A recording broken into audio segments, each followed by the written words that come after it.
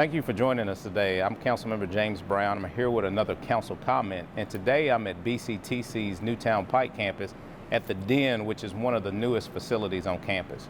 I'm also joined by Jennifer Warmer, who works in the CAO's office and is, what's your official title? American Rescue Plan Project Act Manager. Okay. ARPA Manager for short. So that's a new position with the city, and this position was created because we got all this federal money in regards to helping the city recover from the pandemic. So it's so much money with so much guidelines, we needed to create a position to keep track of it and create a level of accountability that is not only responsive to the federal government, but also to taxpayers here in Fayette County. Absolutely. Yeah. So, but Jennifer, you're not new to the city. You've been in the city for how long? 12 and a half years. Okay, yes. Okay. So you know what you're doing. You know how to navigate the system. And these funds that we're going to use throughout the city and what we're going to talk about today are important to our community in regards to how we rebound from the pandemic. Absolutely. Yeah, that was the Treasury's intention when they passed the bill in Washington, was to be able to give money to the state and local governments to recover equitably from the pandemic. Yeah.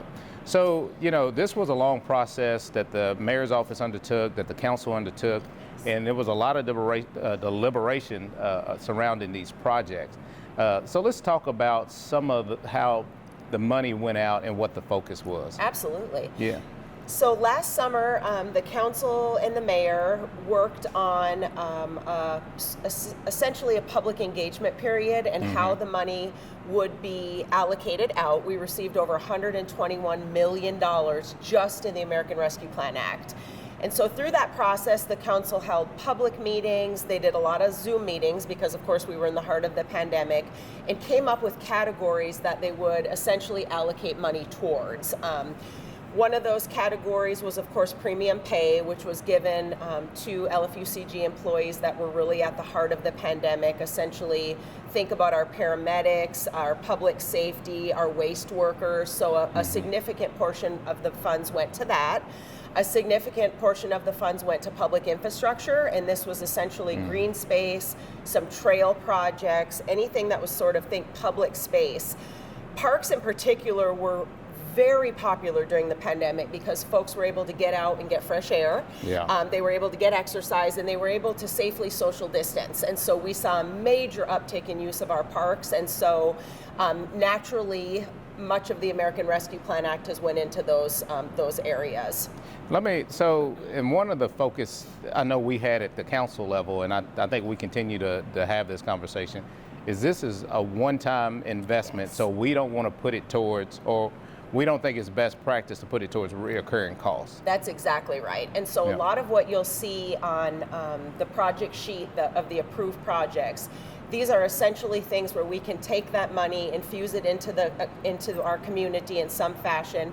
There may be some ongoing operational expenses, maintenance expenses when you think of green space. But for example, the premium pay or buying police cars, buying fire breathing apparatus, those were things the city needed to do, and they're one-time costs that we were able to go ahead, make that cost with the federal money, and take that away from the general fund. So that's right. So I cut you off. I know you were talking about the tranches that we had allocated money. One of them was economic development. We did something different in regards to our local small businesses. Yes. Was it with the ARPA money, or was it with a different pot of federal money? That was with a different pot. That was the first tranche of federal funds that came in. That was in addition to the $121 million. So yes, that funding supported multiple small businesses across Lexington. Yeah, and I think that's important. I think we as a council try to be responsive to the needs of our entire community. So, public safety is a priority, economic development's a priority, and then also public infrastructure. But let's talk about what we have done to help some of the families that are recovering. Absolutely. A lot of it, and a lot of the focus for me has been on the district that I represent and families in North Lexington throughout the city. Can we talk about some of the projects and some of the initiatives that we have put this American Rescue Plan money to address? Yes, absolutely. When you talk about direct financial impact to housing or to our citizens, I would say one of the things that we did, we are funding our emergency financial assistance, which helps folks stay in their homes. We have an allocation in last fiscal year and this fiscal year. We also have an allocation in last fiscal year and this fiscal year for recovery supportive living, which are folks that have perhaps some substance abuse disorders that need to have some help getting into some housing, recovery housing. So that's really, both of those programs in particular have been sort of that direct financial push out into the community. And also don't forget, we did make a large investment into our One Lexington program. So we are funding the director of that program, who is doing work across the community, essentially touching the lives of youth. Yeah, no, I know housing is very important. I know the council was responsive to the affordable housing. Yes, cause. at a tune of $10 million. Yes. That's a lot of money, and that's going to have a tremendous impact on our community. What about, so let's talk about the capital nonprofit grants. Okay, I might be jumping ahead a little bit, but that's a way that we're putting money to putting money out with our partner agencies that provide a lot of services that the city doesn't provide. That is exactly right. One of the things that the Treasury encouraged state and local government to do was to partner with outside nonprofit organizations to get the money into the hands and the services into the people that needed it most for recovery. So the council allocated initially $6 million, and then about a month ago allocated an additional $400,000 into that pot of money to fund 24 different agencies in our community to do capital improvements on their facilities that are providing direct services to our residents. So we are very underway with that process and have actually received some of the signed agreements back. So we're going to see anything here from acquisition to provide safe housing to people, new HVAC systems, new roofs, things that the city hasn't traditionally funded. We tend to focus on programming. So this is a brand new initiative with an incredible response to the RFP that went out about 3 months ago. Yeah, and those agencies that we fund actually span or run the gamut in regards to services. They do. From food insecurities to housing to wraparound social services. I mean, I think this capital nonprofit grant was something new that we did at the city, but I think it's going to have one of the most visual and economic impacts. Yes, it will. And those agencies, one thing to note too, are sort of spread across our community. So I believe there's 3 or 4 of them that are here in Council District 1, but we did sort of, you'll see their impact sort of community-wide, what the services that they provide, and I felt like the RFP selection really did spread the money, so we're impacting all those different buckets of people. Okay. So all this information is great, but one of the reasons that we're here at BCTC is because we have a sizable investment here on campus. With the weather being so great, let's go outside and continue this conversation. Sounds great.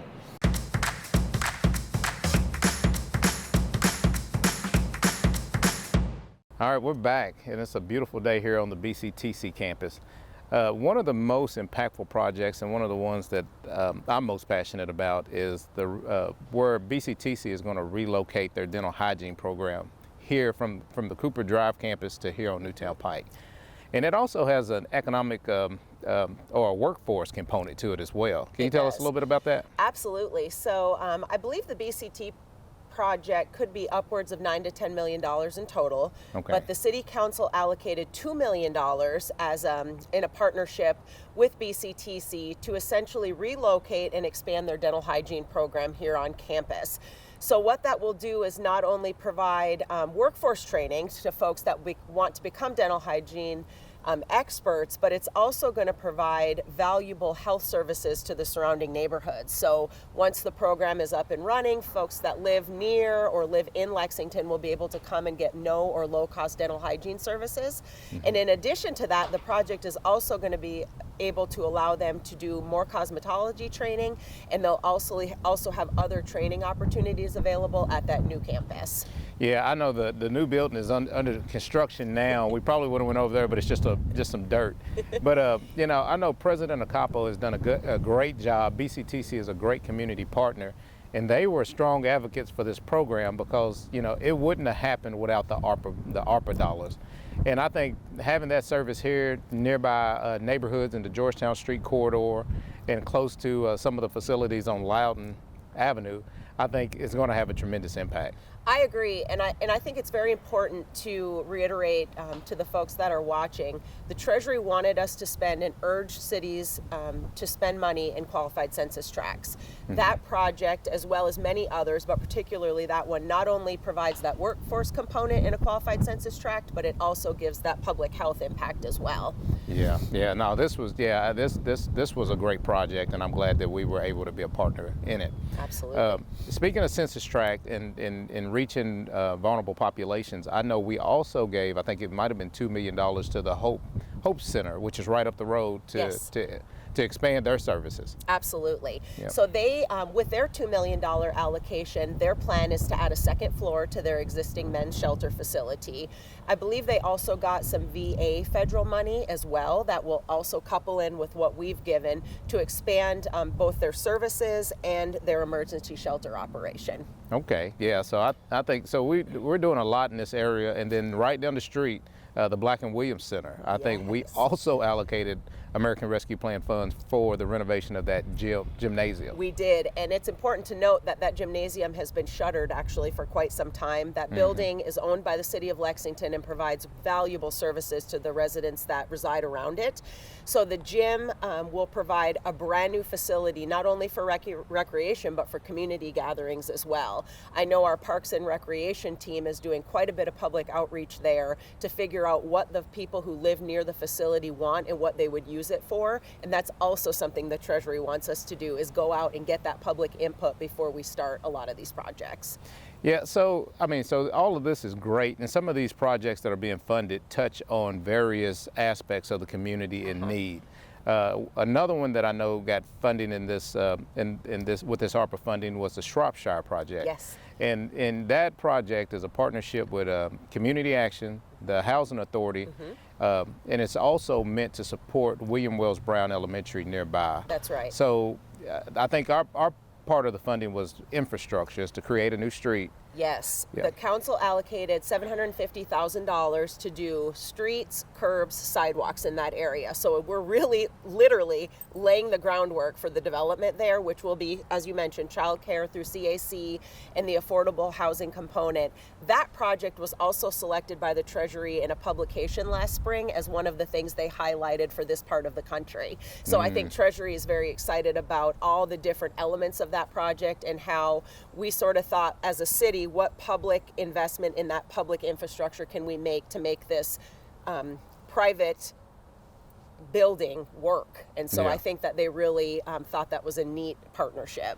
Yeah, now that is so many partners involved with that project. I know from Community Action, the Housing Authority, Fayette County Public Schools, and William Wells Brown, and then also Congressman Barr has got support for that project. So I'm excited about that, and it just shows another way that we're bringing all these funds together to actually have a strong impact in some of our neighborhoods. That's exactly right, and that $750,000 is actually in addition to the $10 million that went to the Affordable Housing Trust Fund. So we have, essentially over $10 million put just into affordable housing for our residents. Yeah. So all in all, if we're thinking about this district and a big part of North Lexington, what is the total investment that the first district, North Lexington, has seen from this American Rescue Plan fund? So all in all, very specific to this district, you're looking at over $6.5 million in direct investment to Council District 1. We have other investments that may come. So as the Affordable Housing Trust Fund, which I know you serve on, allocates money to various projects, there could be projects that are done in the first district. So as of today, when we look at our big sheet, we see over $6.5 million just right here in the first district. Okay. Now, citywide, we try to do a good job, the council, of equitably distributing these funds. Yes. Can we talk about some other places that people are going to see the impact from this money? Absolutely. So we have quite a bit of impact. We went in on a partnership with our Lexington Public Library system Yep. off of Versailles Road, and essentially they're building a new village branch, and it's underway. So they leveraged. That one also might have been over $10 million for that library. We put $1 million into that. You will notice green space improvements across the city. We have 3 trail design projects that are going to help with connectivity for folks that bike, walk, scoot, rollerblade, anything that they may want to do. So those design projects will set us up for construction projects in the future. So it really is just literally, when you look at the map, it is community-wide. You'll see a dot sort of in every council district. Some council districts have a few more, just depending where, particularly for the nonprofit grants, where they're located in the city. That was a large number of projects. Okay. Well, I think there's still going to be more to come. I know you got a big job and a lot still to do, but we appreciate what you do for our community, and we appreciate your service in city government. Well, I appreciate the opportunity. It's been fantastic. Thanks, Jennifer. As things go on, maybe we'll come back and give another update. Sounds great. All right, thanks. Thanks.